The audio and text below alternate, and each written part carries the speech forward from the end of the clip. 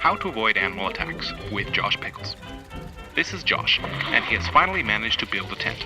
But now he has to safely stow his food so animals cannot steal it. A beer will be needed first. He'll need to keep food away from the reach of animals. Perhaps covering it with a blanket is not the best idea, Josh. The next day. That blanket doesn't seem to have worked.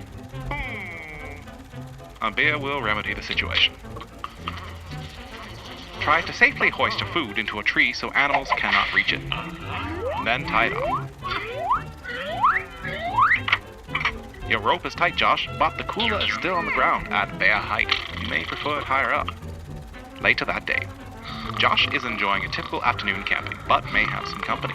And no, it's not park rangers. Looks like he'll be storing his food in his tent, which is possibly a bad idea. Our bear friend here will enjoy that though.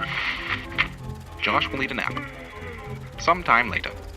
Oh dear, our bear friend has gotten into Josh's tent. Be careful now, bears can be dangerous. But it seems he's okay. Time for a beer. Our bear friend seems to have earned a beer as well.